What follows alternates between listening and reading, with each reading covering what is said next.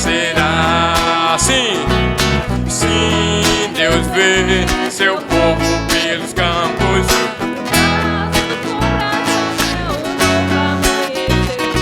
Em nossos corações, ações de esperança, mas tu é.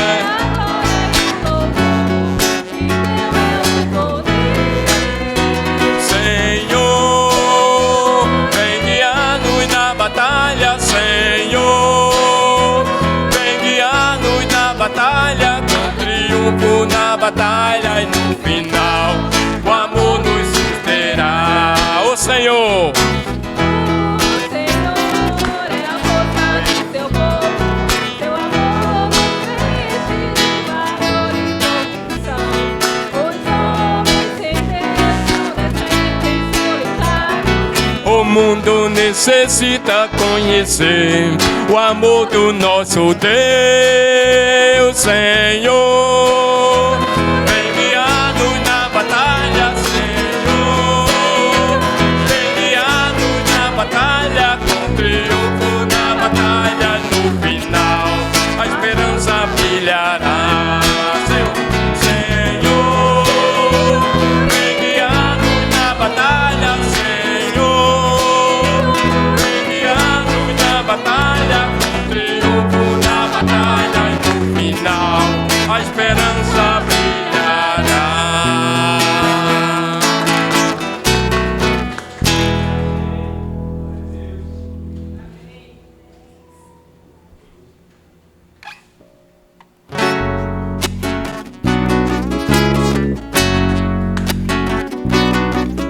Quando Deus criou o mundo e os anjos lá do céu, houve raios de relâmpagos saindo de suas mãos. E Deus não estava brincando ao expulsar Adão e Eva, porque desobedeceram e quebraram a lei. Ele volta muito em breve e espera que saibamos. O Eterno é o nosso Deus e reina acima dos céus com amor, justiça e poder. O Eterno é o nosso Deus eterno. O Eterno é o nosso Deus e reina acima dos céus com amor, justiça e poder. O Eterno é o nosso Deus.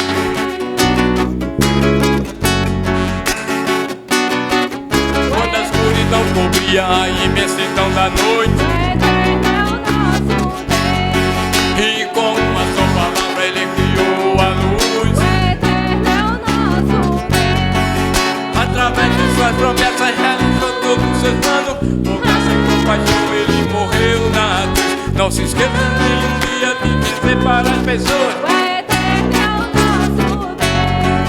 o Eterno é o nosso Deus e reina acima dos céus com amor, justiça e poder. O Eterno é o nosso Deus.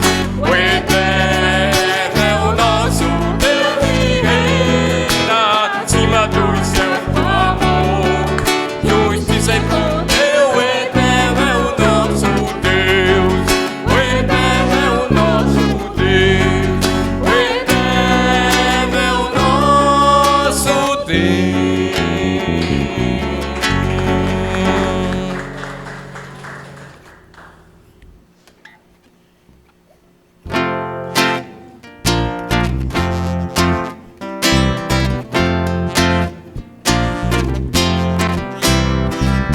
Bem-aventurados os pobres em espírito, pois deles é o reino dos céus. Bem-aventurados são os que choram, porque Deus os consolará. Bem-aventurados os humildes, pois de Deus a terra vão herdar. Bem-aventurados os que têm fome de justiça, porque Deus prometeu saciar. As bem-aventuranças do Senhor são promessas que nos animam e encorajam em nosso caminhar. As bem-aventuranças do Senhor são promessas que nos animam e encorajam em nosso caminhar com Deus. Bem-aventurados os que têm compaixão, pois receberão misericórdia. Bem-aventurados os corações puros, pois eles verão ao Senhor. Bem-aventurados os pacificadores, pois serão os filhos de Deus. Bem-aventurados os que são perseguidos, porque Deus recompensará os seus. As bem-aventuranças do Senhor são promessas que nos animam e encorajam em nosso caminhar.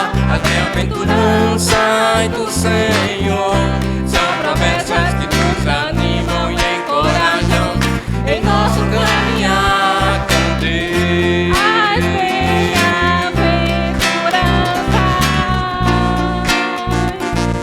Em nosso caminhar com Deus. as bem-aventuranças, Em nosso caminhar com Deus.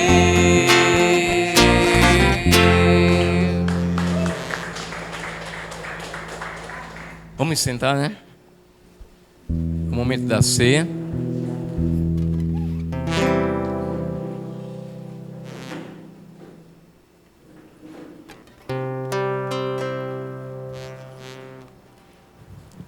Vamos cantar mais um louvor.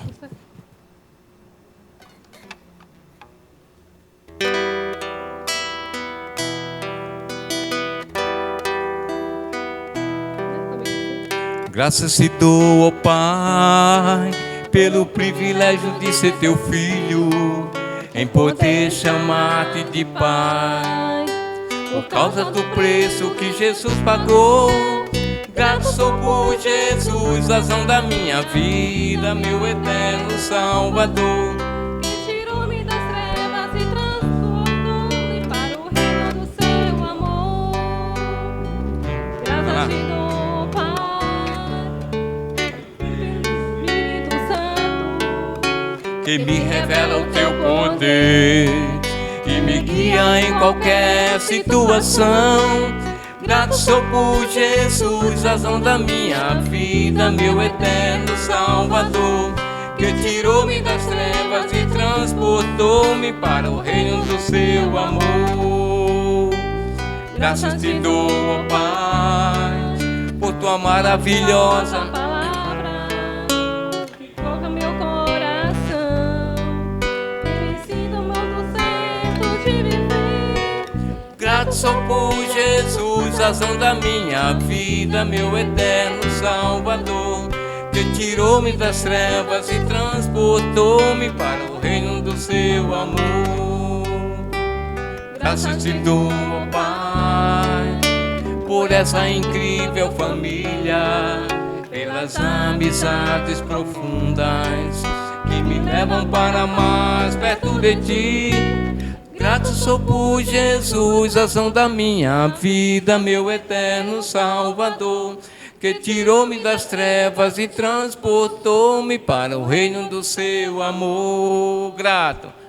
Grato sou por Jesus, razão da minha vida, meu eterno Salvador, que tirou-me das trevas e transportou-me para o reino do seu amor.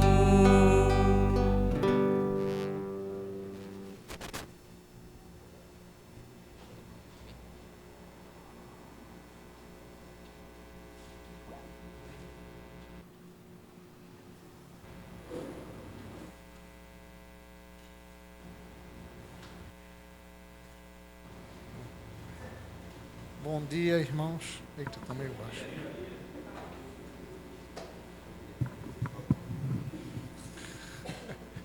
Alô? Alô? Tá bom. Alô, som. Bom, vou estar com vocês na ceia e na oferta, né? Bom dia, irmãos. Esse é o momento da ceia, né, do Senhor. É um momento onde o Senhor, através dos atos, onde a gente, né, através dos atos de comer o pão e beber o vinho, deixa eu tirar. Beber o pão e beber o vinho, devemos relembrar, né, o sacrifício feito pelo Senhor na cruz, em favor dos nossos pecados, né? E que mesmo não sendo merecedores desse sacrifício, a gente deve ser eternamente gratos, né, ao Senhor.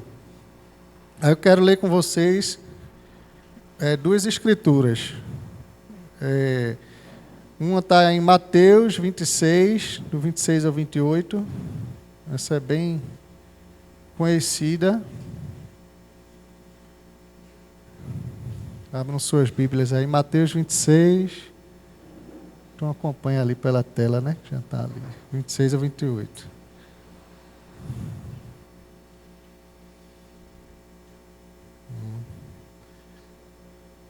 Enquanto comiam, Jesus tomou o pão, deu graças, partiu e deu a seus discípulos, dizendo: tomai e comei, isso é o meu corpo. Em seguida, tomou o cálice, deu graças e o ofereceu aos seus discípulos, dizendo: bebam dele todos vocês. Então, aqui é só para ele enfatizar, né, o significado, né, de partir o pão, no versículo 26. Partir o pão é trazer à memória o sacrifício, né? O sacrifício é a ressurreição de Cristo, né?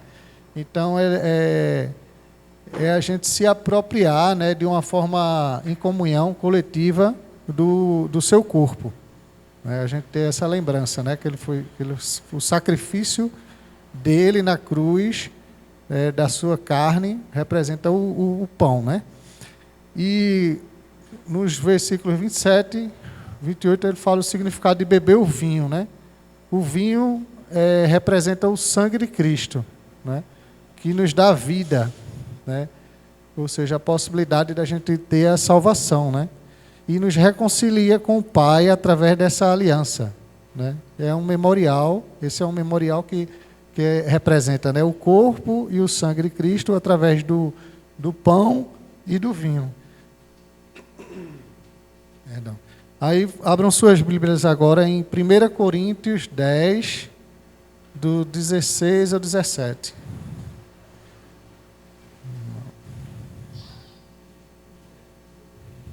1 Coríntios 10, né? 16 e o 17. Essa é mais profunda, vamos dizer assim. Pronto. 1 Coríntios 10, 16 e 17. Pronto. Na minha Bíblia está um pouco diferente, viu? Porque a NVI também, né? 16.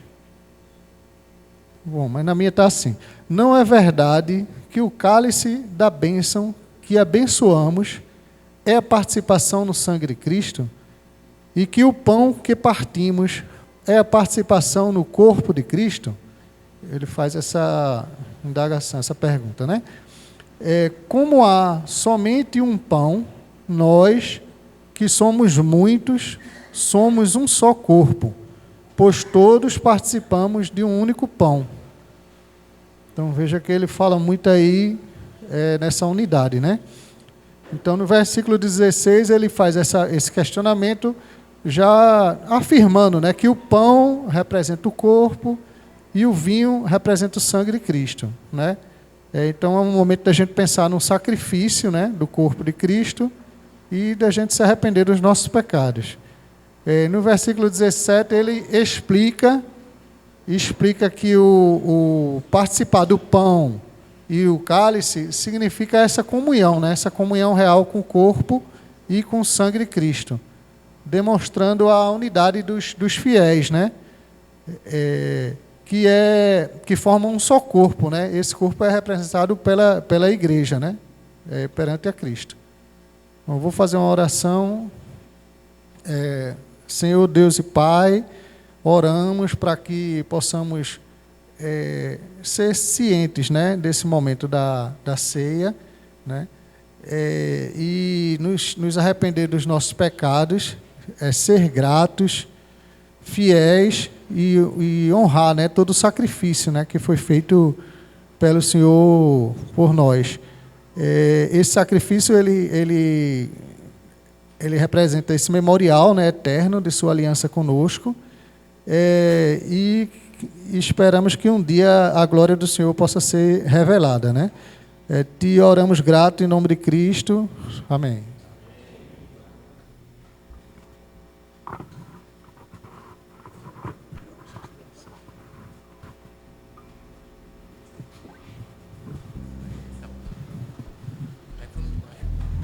Mas pode deixar.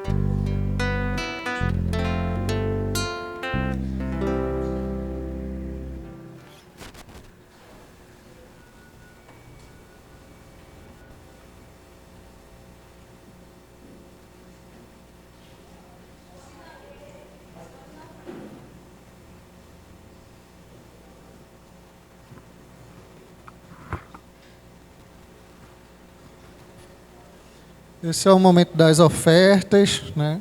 Um momento de reconhecimento, né, de Cristo como prioridade em nossa vida. É um momento de gratidão, né, por tudo que Ele fez por nós, pelo seu sacrifício, né, por um alto preço e nos resgatando, né, de nosso pecado e através do seu sangue e do seu corpo, né, derramado na cruz. Então eu vou falar uma escritura que fala muito sobre a prioridade de ofertar. Está lá em Provérbios 3, do 9 ao 10.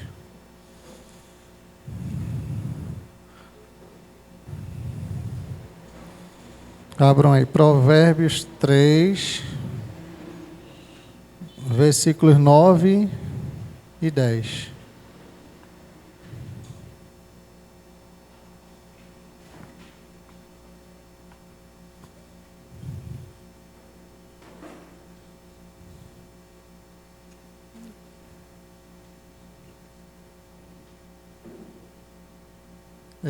Aí fala assim: honre o Senhor com todos os seus sacrifícios e com os primeiros frutos de todas as suas plantações.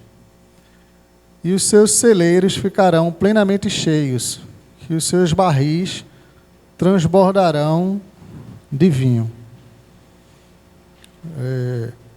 Tem outra escritura também, que está em Êxodo 23, versículo 19. Abra em Êxodo 23, versículo 19.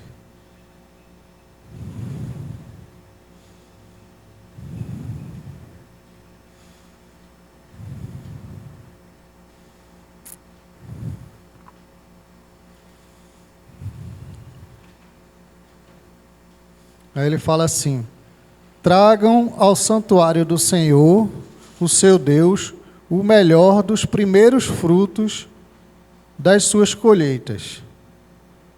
Então, meus irmãos, ele fala aqui sobre as primícias, né? É o primeiro e o melhor que oferecemos a Deus, né? Então, que a gente deve se preocupar sempre em ofertar, né? O primeiro que a gente ganha, né? O primeiro ganho. E isso é uma demonstração de que o Senhor, Ele ocupa o primeiro lugar na nossa vida também. Então, quando a gente oferta também, Ele fala que a gente deve confiar, né, que Deus vai provir, confiar na provisão de Deus. Isso é muito, muito interessante. Até aconteceu comigo um mês desse que eu estava assim, pensando assim: meu Deus, como é que eu vou ofertar esse mês? Está meio difícil tudo. Mas no outro mês, foi justamente o mês que eu mais arrecadei. Aí eu fiquei pensando: meu Deus, é interessante. Assim, eu tinha dificuldade em ofertar, mas estava preocupado com isso. Aí eu ofertei, foi o que eu mais recebi. Que coisa interessante, né? Então, deixa eu abrir aqui. Bom, aí essa questão de ofertar, né, não é só um gesto financeiro que você faz, né? Ela é um gesto de honra, né, com Deus, é um gesto de gratidão que você tem, é um gesto de fé, né, de acreditar que você vai ofertar e você vai receber também por causa disso. Então, Deus, Ele não deseja apenas aquilo que sobra, né? Porque Ele já é dono de tudo, Ele já tem tudo. Então para Ele, né, a sua oferta é um mínimo do mínimo do mínimo que você pode fazer. Mas o que importa é que você ofertando, você vai estar priorizando Ele na sua vida, né? Então, que possamos ofertar hoje e sempre, né, com alegria, reconhecendo que tudo que temos vem das mãos do Senhor. Aí as ofertas aqui podem ser feitas ou na igreja, né, ou via Pix. E eu vou fazer uma oração final. Senhor Deus e Pai, somos imensamente gratos pela nossa salvação. Que mesmo não sendo dignos, né, de tal sacrifício, fomos reconciliados a Ti através do Teu Filho amado. Que as nossas ofertas sejam uma prioridade e um sinal de aliança e confiança plena no Senhor, perante as nossas provisões. E que o nosso espírito, né, permaneça sempre fiel ao Espírito Santo. Em nome do Teu Cristo, Teu Filho amado. Amém.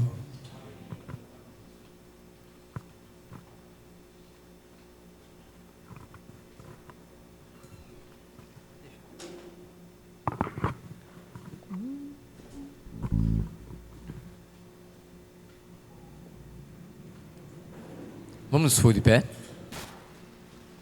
Durante esse tempo vamos cantar mais um louvor.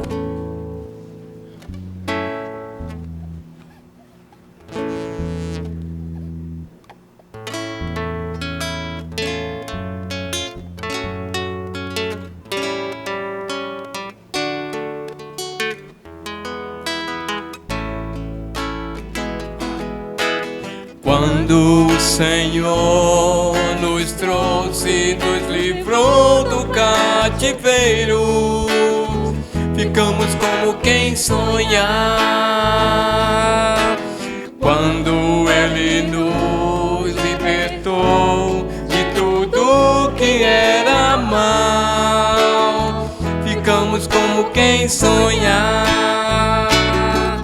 Então nossa boca de riso se encheu, nossa alma de cântico e louvores transbordou. Grandes coisas fez Deus por nós, por isso alegres estamos. Quando o Senhor nos trouxe, nos livrou.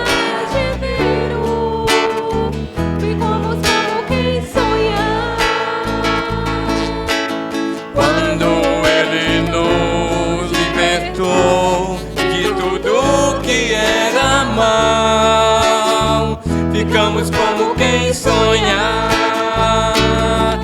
Então nossa boca de riso se encheu, nossa alma de cântico e louvores transbordou. Grandes coisas fez Deus por nós, por isso alegres estamos. Estamos como quem sonha, por isso alegres estamos. Estamos como quem sonha.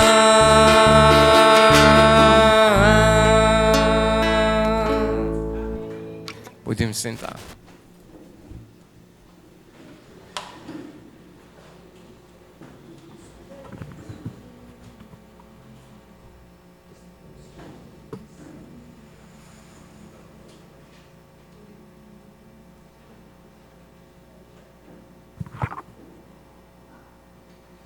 Bom dia, igreja. Bom dia. Esse é o momento que a gente vai refletir na palavra de Deus. A gente vai continuar refletindo sobre Romanos.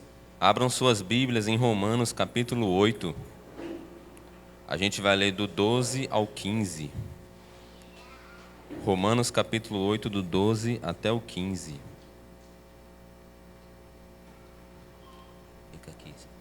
Espera. Romanos 8, do 12 ao 15. Portanto, irmãos, estamos em dívida, não para com a carne, para vivermos sujeitos a ela. Pois, se vivermos de acordo com a carne, pois, se vocês viverem de acordo com a carne, morrerão. Mas, se pelo Espírito fizerem morrer os atos do corpo, viverão. Porque todos os que são guiados pelo Espírito de Deus são filhos de Deus. Pois vocês não receberam um espírito que os escravize para novamente temer, mas receberam um espírito que os torna filhos por adoção, por meio do qual clamamos Abba Pai. Vamos orar. Deus Todo-Poderoso e Deus, obrigado por nos salvar por meio de Jesus, por essa nova aliança, por essa comunhão que temos com o sacrifício de Jesus, com o corpo, com o sangue. Obrigado porque por meio do sacrifício de Jesus o Senhor nos salva, o Senhor nos redime, Ele levou a culpa pelos nossos pecados e hoje podemos viver uma vida nova, uma vida pelo Teu Santo Espírito, uma vida de filhos de Deus. Com um relacionamento com o Senhor íntimo, o Senhor fala conosco todos os dias, o Senhor nos ajuda nos momentos difíceis, o Senhor divide conosco também os momentos alegres e que especial podemos viver esse relacionamento com o Senhor. Abençoa esse momento que vamos refletir na Tua Palavra, que o Espírito Santo do Senhor possa ser derramado e a gente possa entender e glorificar cada vez mais o Teu nome. Te oramos gratos em nome de Jesus. Amém.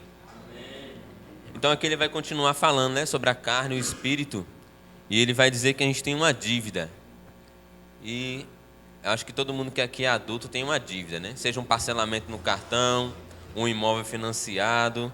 Então essa dívida é uma obrigação. É adesivo. Relaxa aí, Joró, que você já vai entrar em cena.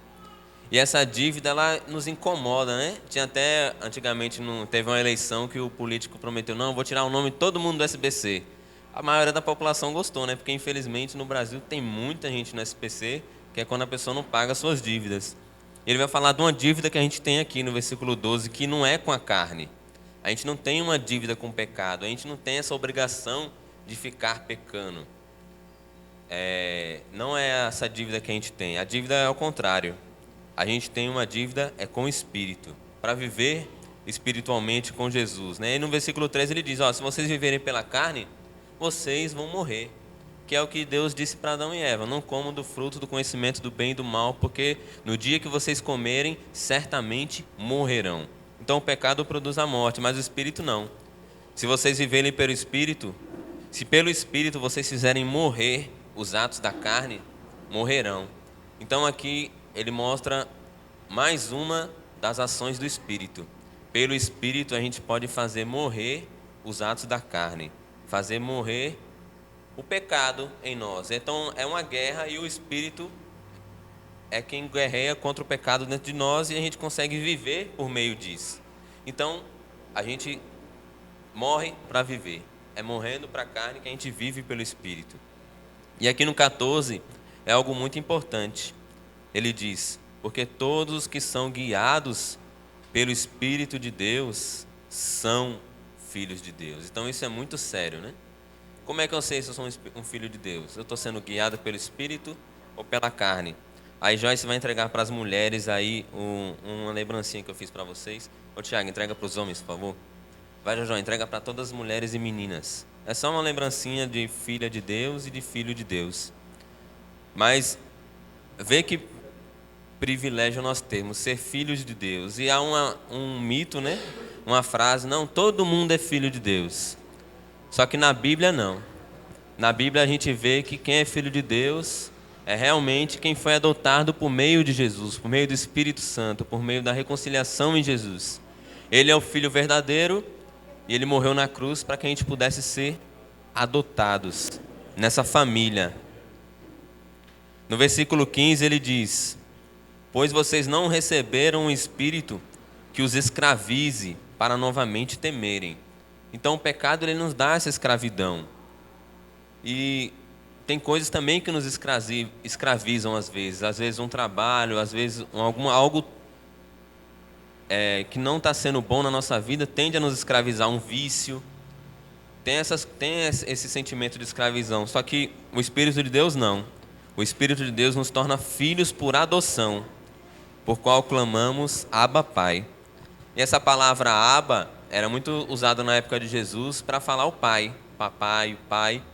Então, se o filho desonrasse o pai, se o pai rejeitasse o filho nem podia chamar ele de Abba. Se o filho fosse falar, Abba, não, você não é meu filho mais, irmão, não me chame mais de Abba. O filho era obrigado a chamar o pai pelo nome dele, né? Só que quando ele fala que a gente clama a Deus Abba, Pai, é porque a gente tem esse relacionamento com Jesus, que a gente foi aceito por Deus por meio de Jesus. Então a gente tem essa intimidade com Deus. Aí eu preparando essa reflexão, eu tentei ficar em Romanos, porque a gente está lendo Romanos, isso aqui Deus não deixou. Vamos lá para Lucas. Lucas 15, do versículo 1 ao 10. Lucas capítulo 15, do versículo 1 até o 10. Daqui, Jojo, o resto, por favor. Obrigado. Pega um para você, tá bom. Lucas 15, do 1 ao 10. Todos os publicanos e pecadores estavam se reunindo para ouvir Jesus. Mas os fariseus e os mestres da lei o criticavam. Este homem recebe pecadores e come com eles. Então Jesus lhes contou esta parábola. Obrigado, Jó. Qual de vocês que possuindo 100 ovelhas e perdendo uma, não deixa as 99 no campo e vai atrás da ovelha perdida até encontrá-la? E quando a encontra, coloca alegremente nos ombros e vai para casa. Ao chegar, reúne seus amigos e vizinhos e diz: Alegrem-se comigo, pois eu encontrei minha ovelha perdida. Eu digo que, da mesma forma, haverá mais alegria no céu por um pecador que se arrepende do que por 99 justos que não precisam arrepender-se. E Jesus também conta outra palavra. Ou qual é a mulher que, possuindo 10 dracmas e perdendo uma delas, não acende uma candeia, varre a casa e procura atentamente até encontrá-la? E quando a encontra, reúne suas amigas e vizinhas e diz: Alegrem-se comigo, pois eu encontrei minha moeda perdida. Eu digo que, da mesma forma, há alegria na presença dos anjos de Deus por um pecador que se arrepende. Então, aqui, Jesus está combatendo essa discriminação que os fariseus e mestres da lei estavam fazendo com os publicanos e pecadores que vinham para ouvir Jesus. Então, esses pecadores e publicanos, eles eram pessoas de má fama na época. Os publicanos eram traidores porque eles trabalhavam para Roma para recolher impostos dos judeus. Os pecadores não viviam de acordo com a lei. Então, eles eram tratados como escória da sociedade. Só que, de alguma forma, no versículo 1, parece que Jesus atrai eles. E por que será que esses pecadores são atraídos por Jesus? A gente vai conseguir entendendo a Escritura. Aí no versículo 2 fala que os fariseus, os mestres da lei, criticavam Jesus, porque ele recebia os pecadores e comia com eles.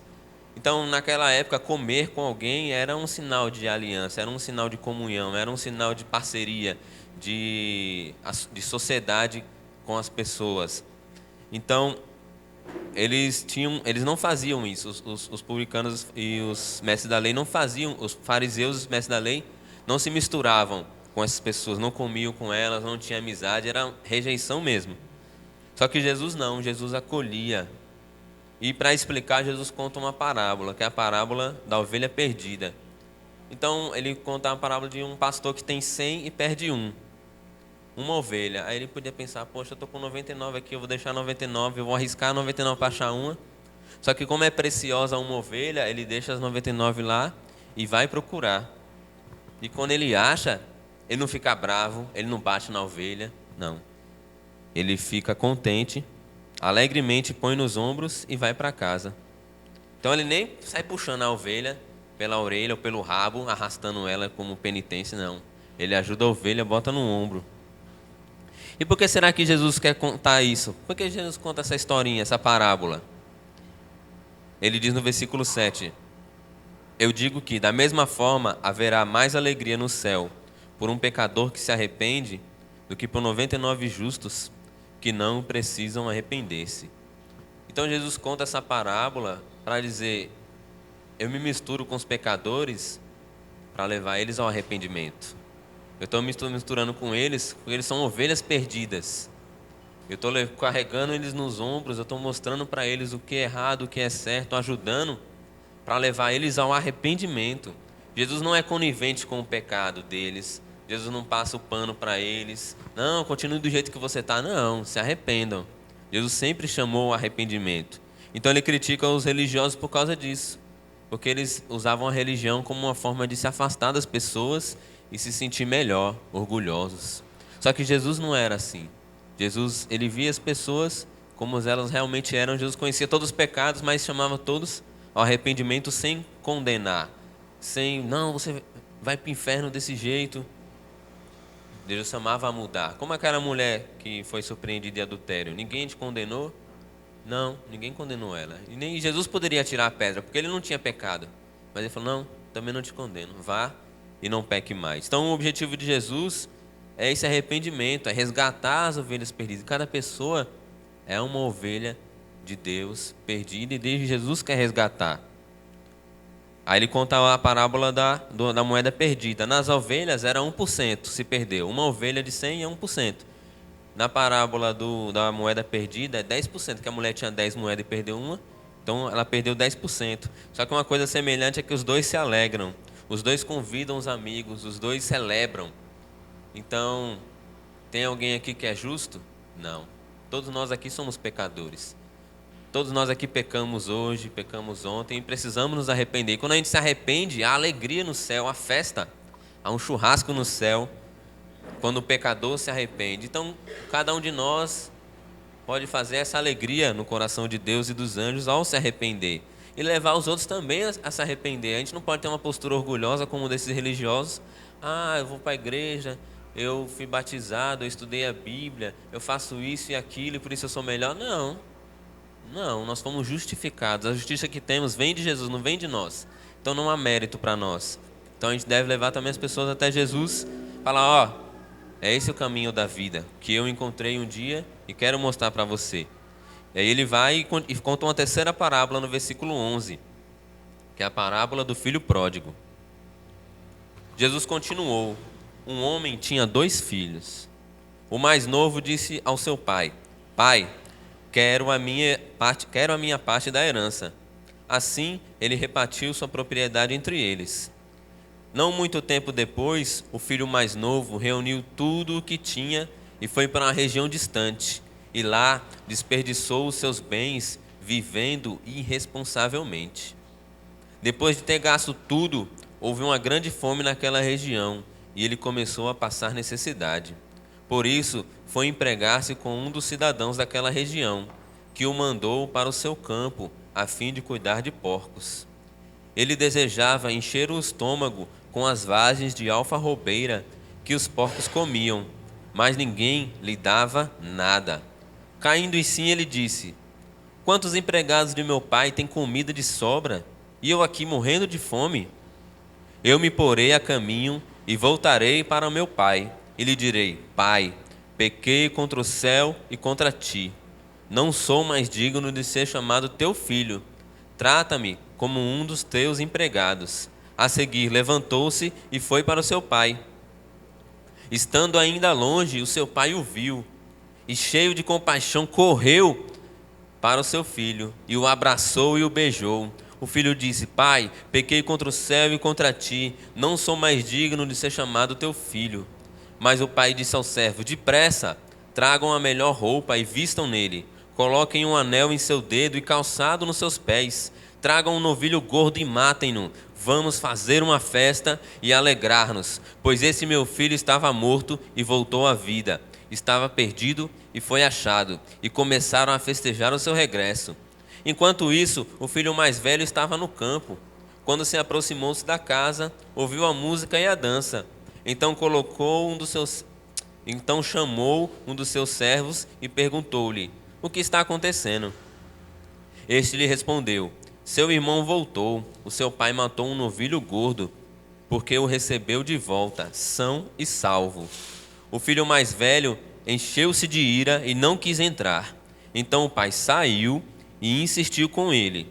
Mas ele respondeu ao seu pai: Olha, todos esses anos tenho trabalhado como um escravo a teu serviço, e nunca desobedeci as tuas ordens, mas tu nunca me deste nem um cabrito para eu festejar com meus amigos. Mas quando volta para casa este teu filho, que esbanjou os teus bens com as prostitutas, matas um novilho gordo para ele.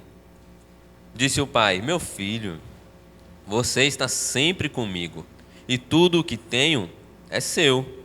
Mas nós tínhamos que celebrar a volta desse seu irmão e alegrar-nos, porque ele estava morto e voltou à vida, estava perdido e foi achado.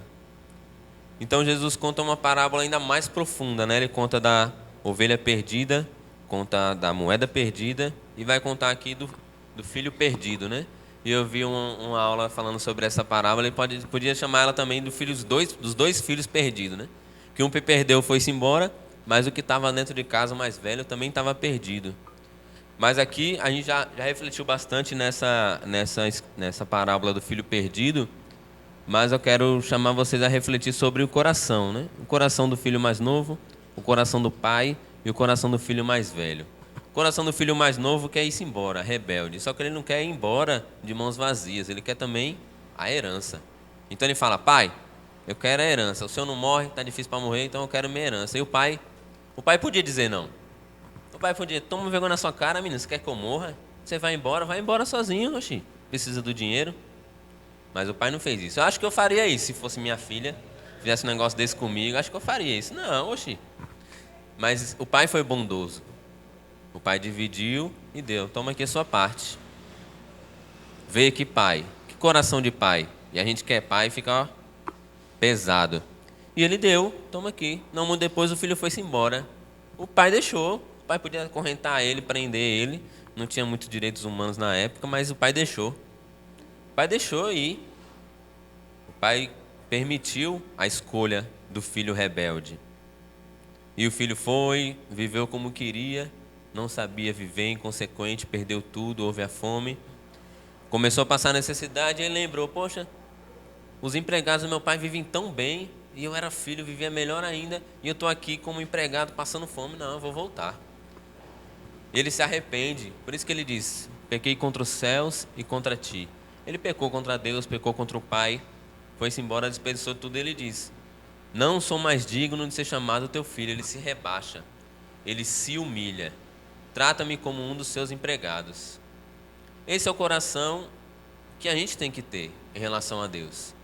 Nós não somos dignos de ser chamados filhos de Deus, não somos, nunca seremos, é sempre pela graça de Deus. Nós somos inimigos de Deus, nós não merecemos nem estar vivo, muito menos estar perto de Deus e sermos filhos de Deus. Então esse é o coração que a gente tem que ter, não só quando a gente estuda a Bíblia, se batiza, mas sempre. A gente tem que estar sempre renovando esse coração humilde, entendendo a graça de Deus e que não somos dignos. Ninguém é digno, ninguém, só Jesus. Ele é o Filho verdadeiro, nós somos adotados troncho. E Deus tem paciência conosco. Por isso que o coração do pai é esse. Quando o filho está vindo, ele está longe. Então parece que o pai estava esperando. Ele fala, cadê meu filho? Poxa, ele podia vir hoje. Já estava na hora dele voltar. Eu sei que ele fez um monte de besteira, mas eu quero ele de volta. E o pai vê ele longe. Então parece que o pai estava ansioso por ver o filho. E se fosse eu no lugar desse pai, eu ia ficar aqui. Eu não ia atrás do filho, não. Oxe, deixa que ele vem. Ele que decidiu ir embora. Não, o pai corre para encontrar o filho. Abraça, beija. Porque se o filho chegou até ser visto, então ele está arrependido. E quando ele ouve, o que o filho diz? Pai, pequei contra os céus e contra ti. Não sou mais digno de ser chamado teu filho. Ele vê o coração do filho quebrantado. E meio que ele nem deixa o filho terminar, porque ele ensaiou outra frase, né? Ele ensaiou se rebaixar. Não sou mais digno de ser chamado teu filho. Trata-me como um seu empregado. Mas ele nem conseguiu terminar a frase. O pai, depressa, traga a melhor roupa para ele. Depressa, vista um calçado nele. Vamos fazer uma festa, bota um anel no dedo dele. Então o pai gracioso, um filho que rejeitou o pai, rejeitou a família, pegou o dinheiro, foi-se embora, fez um monte de besteira. Quando volta, qual é a reação do pai? Alegria, conforto. Restaurou ele como filho. Não vai ser um empregado, você vai ser sempre meu filho. Vê o coração do pai. Aí vamos ver o coração do filho mais velho. O filho mais velho está lá trabalhando, quando ele vê, que zoada é essa? O que está acontecendo? Não, uma festa, o seu irmão voltou. E com o coração dele parece uma criança, birra, eu não vou entrar não quero saber desse meu irmão. E às vezes a gente tem esse coração dentro da igreja, com um irmão, uma irmã que volta, ou com um parente que quer estudar a Bíblia. Eu já vi gente que ele sempre orava pela família, aí quando a família começa a estudar a Bíblia, ele fica mal. Porque tinha um coração mal com a família e fica, não, ele está estudando a Bíblia, você não pode se batizar. Mas como assim? Você não quer salvar o seu familiar? Você não quer ver o seu irmão, a sua irmã de volta? E a gente não pode ter esse coração do filho mais velho. Por isso que Jesus colocou esse filho mais velho aqui. Poderia não ter, poderia ser um filho único. Mas Jesus colocou esse filho mais velho, colocou esse coração para mostrar para os fariseus o coração deles, que estavam rejeitando os pecadores e também o nosso. Para a gente se atentar ao nosso. Será que a gente está rejeitando as pessoas? E na igreja sempre vai ser assim. Sempre vai ter pessoa chegando, estudando a Bíblia. Sempre vai ter pessoa chegando e se restaurando. Sempre vai ter. Infelizmente também sempre vai ter pessoa saindo. E qual é o coração que a gente tem que ter? O coração do Pai. O coração de amar, o coração de ajudar, o coração de servir, o coração de orientar. Não o coração do filho mais velho. Não, por que esse cara está fazendo aqui? Por que essa menina está fazendo aqui? Não. A gente não pode ter esse coração. Essa parábola é para os fariseus daquela época, mas também é para a gente se atentar ao nosso coração. Porque a gente pode se colocar como eles, que rejeita as pessoas, que coloca barreiras para as pessoas não estarem perto de Deus. Não podemos isso. E olha o coração do filho mais novo. O pai saiu, veio, o pai de novo. O filho mais novo lá fazendo birra do lado de fora. Cadê meu filho? Está ali fazendo birra. O pai pediu, não, deixa esse menino lá. Esse menino não tem consciência, esse menino não tem amor no coração. Eu não ensinei nada para esse menino. Eu teria esse coração com uma filha minha que fizesse um negócio desse. Mas o pai novamente vai lá. O pai, ele é disposto a ajudar, disposto a orientar, disposto a amar. E o coração do filho mais novo no versículo 29. Olha, todos esses anos tenho trabalhado como um escravo ao teu serviço. Olha como o filho mais velho se via. Um escravo. Ele não se via como filho. Ele se via como um empregado, ele se via como um mau, ele se via como distante do pai. Mas dá para perceber que o pai não tinha essa mesma visão dele. O pai foi atrás dele, o pai via ele como filho, mas ele não conseguia ter o mesmo coração do pai, não conseguia aprender do pai. E ele ainda diz, nunca desobedeci as tuas ordens. Então ele prezava mais as ordens do pai do que o próprio pai. Que era essa galera, os fariseus, mestres da lei, eles prezavam mais a lei do que o próprio Deus. Colocavam a lei acima de Deus, acima do coração misericordioso de Deus. Que é parecido com a história de Jonas. Jonas, Deus manda ele para Nínive, uma cidade pecadora. Jonas não vai, Jonas desobedece. Tem a tempestade, a baleia vem, come ele, joga na praia. E Deus fala, não, vá para Nínive. Aí Jonas vai, Jonas prega, a cidade se arrepende, tem jejum. Todo mundo, até os animais, vai ficar de pano grosseiro. Até os animais fizeram jejum. Então o arrependimento foi muito forte. E Jonas ficou bravo, porque Deus não destruiu a cidade, como ele falou. Mas o povo não se arrependeu. Deus não é misericordioso. Ele diz, é por isso que eu não queria vir, Jonas disse. É por isso que eu sei que o Senhor é Deus misericordioso. Eu sei que o Senhor ia perdoar se ele se arrependesse. Eu sei que ia ser assim. Só que Jonas queria justiça acima da misericórdia. E esses fariseus, esses publicanos, esses fariseus e mestres da lei, eles queriam isso, queriam a justiça acima da misericórdia. Só que Deus é misericórdia. Como a gente cantou, o eterno é nosso Deus que reina amor, justiça e poder. Esses três elementos em total equilíbrio. A justiça de Deus é satisfeita em Jesus, que morreu em nosso lugar. Então a misericórdia é abundante, porque a justiça Jesus pagou. E com esse amor e esse poder, ele transforma as nossas vidas. Então, coração do pai, coração do filho mais novo, rebelde que sai, mas se arrepende. E o coração do filho mais velho, que mesmo dentro de casa, estava longe do pai. E eu fico imaginando o encontro dos dois irmãos depois. O mais velho e o mais novo. O mais novo pedindo perdão para o mais velho. E provavelmente o mais velho ainda com o coração duro. Não quero saber de você. Você fez isso. Apontando o dedo. Mas eu acho que depois o pai... A gente não tem, né? Não tem uma parte 2. Não tem uma sequência. Mas eu imagino o pai restaurando o coração dos dois. Os dois aprendendo com os seus erros. Porque os dois erraram. Os dois pecaram. Os dois não eram dignos de serem chamados filhos. Mas o pai amoroso tratava eles como filhos. E aqui, nessa parábola do filho pródigo, a perda é de 50%, né? Era 2 filhos, um perdeu, mas na verdade 100%, os 2 perdidos. Então, nesses 2 tem um movimento. Da ovelha perdida, o pastor vai. Da moeda perdida, acende a luz, varre, procura cuidadosamente. Do filho pródigo, quando ele está chegando, o pai vai atrás e restaura. O pai vai atrás do filho mais velho e ensina ele a ter amor. Então a gente tem que ter esse mesmo coração com as pessoas lá de fora, com as pessoas daqui dentro, com as pessoas que estão chegando, com as pessoas que estão indo embora. Esse coração do pai, de amar, de ajudar, de mostrar o pecado, mas também de amar, de chamar, de ajudar, não de condenar, de fazer as pessoas se sentirem mal e pesadas, não. Porque a gente quer misericórdia para a gente e justiça para os outros. Isso está errado. Isso não é. Isso é o coração do fariseu. Ele quer a misericórdia para ele, mas eu quero a justiça para o outro. Não. Não podemos ter esse coração. Se temos esse coração, precisamos nos arrepender. E fazer alegria no céu. Vê que legal. Esse é o especial. Deus não espera de nós perfeição, porque a gente não vai conseguir. Nunca. Pode se esforçar, pode dar o seu melhor, você vai cair. Eu caí hoje, eu caí ontem. Eu sei que amanhã eu vou cair, mas eu vou me arrepender.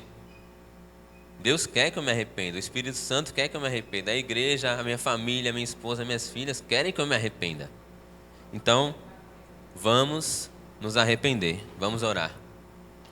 Deus Todo-Poderoso, Deus, obrigado por Jesus, que pagou na cruz pelos nossos pecados. A nossa condenação era para a gente estar lá, naquela cruz. Mas o Senhor o sacrificou em nosso lugar, e esse sangue nos limpa, nos lava, nos transforma, nos redime, nos dá uma nova aliança. Hoje podemos ser filhos do Senhor por esse amor, lá na cruz. Obrigado porque o Senhor deu Jesus por nós, mesmo antes da gente nascer. A gente não estava lá no Éden e a gente recebeu a maldição do pecado, mas também a gente não estava lá no Calvário e recebemos a graça e a reconciliação com o Senhor. Obrigado, Jesus. Que o sacrifício de Jesus não seja em vão, nos ajuda a nos arrepender, nos ajuda a enxergar que não somos dignos de sermos chamados teus filhos. Nós somos muito gratos pelo que o Senhor fez por nós. Nos ajuda a ter um coração de misericórdia com os outros, conosco, com todas as pessoas, com os irmãos, com as irmãs, com as crianças, com as pessoas que estão vindo para se restaurar. Obrigado porque elas voltaram, assim como um filho mais novo voltou. Protege o coração de nós que estamos, para que a gente não seja como o filho mais velho, rancoroso, escravo, legalista, mas possamos ter o coração do Senhor, o coração do Pai, misericordioso, bondoso, que perdoa, que ajuda, que vai para estar perto, para ajudar, para encorajar. Nos ajuda a nos arrepender, Senhor, dos nossos pecados. Abra os nossos olhos para que a gente possa ver que a gente não presta, não há nada de bom na nossa carne, como Paulo diz, que a gente não se orgulhe em relação às outras pessoas, que a gente realmente tenha esse coração humilde. Só o Senhor pode nos dar, porque na nossa natureza a gente se orgulha, a gente é mau, a gente é pecador, mas o Senhor tem nos transformado, o Senhor nos deu o Teu Santo Espírito, que tem mudado a nossa vida, a Tua Palavra, a comunhão com a igreja, que a obra do Senhor continue na nossa vida. Te oramos gratos em nome de Jesus. Amém.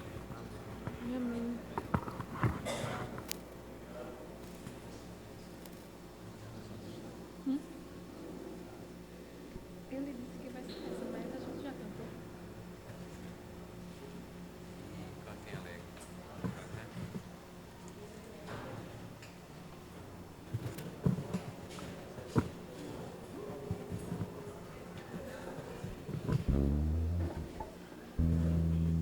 Vamos nos pôr de pé? Vamos louvar mais um pouco.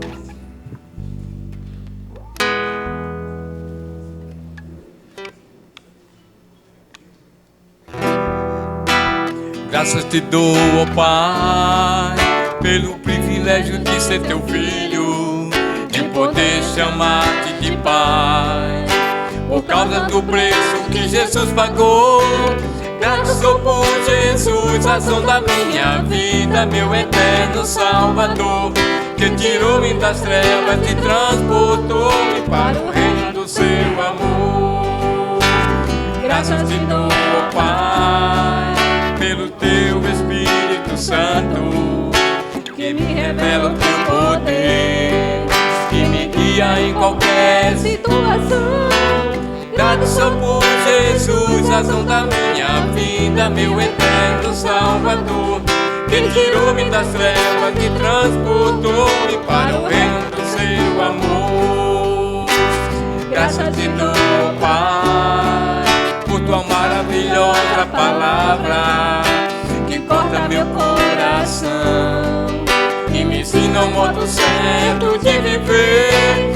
Graças sou por Jesus, razão da minha vida, meu eterno Salvador, que tirou-me das trevas e transportou-me para o reino do seu amor. Graças te dou, Pai, por essa incrível família, pelas amizades profundas que me levam para mais perto de ti. Graças sou por Jesus, razão da minha vida, meu eterno Salvador, que tirou-me das trevas e transportou-me para o reino do seu amor. Obrigado. Grato sou por Jesus, razão da minha vida, meu eterno Salvador, que tirou-me das trevas e transportou-me para o reino do seu amor.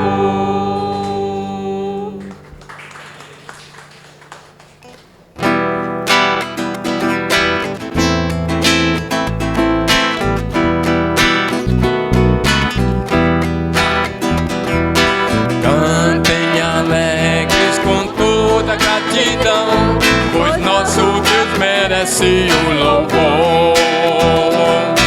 Cantem dia e noite com todo o coração, pois Deus é o nosso protetor. Cantem.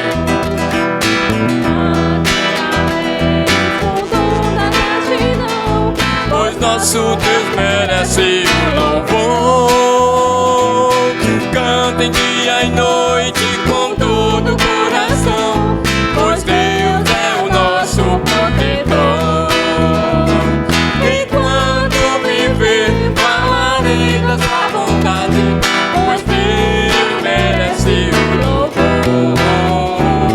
Que todos se alegrem e cantem com amor, pois sua palavra é eterna. Cantar aleluia ao Senhor. Cantar aleluia, Senhor. Vou cantar e louvar seu santo nome todo dia. Cantar aleluia ao Senhor. Vou cantar aleluia ao Senhor. Cantar aleluia, Senhor. Vou cantar e louvar seu santo nome todo dia. Cantar aleluia ao Senhor. E quando viver, falarei da sua bondade, pois Deus merece o louvor. Que todos se alegrem e cantem com amor, pois sua palavra é eterna. Pois sua palavra é eterna. Pois sua palavra é eterna.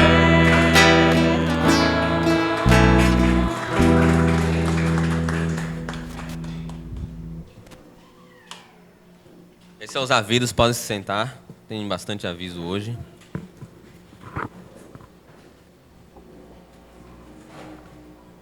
Essa semana tivemos o camp lá em BH. Muitos dos nossos jovens foram, graças a Deus. Eles chegaram de madrugada.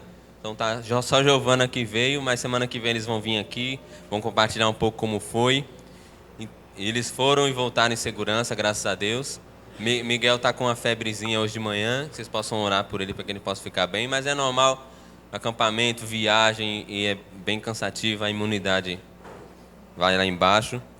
Outra notícia também que lá no camp, Braga pediu Milene em namoro, então oficialmente eles estão namorando. Eles também não estão aqui por tão cansados, mas vocês possam orar.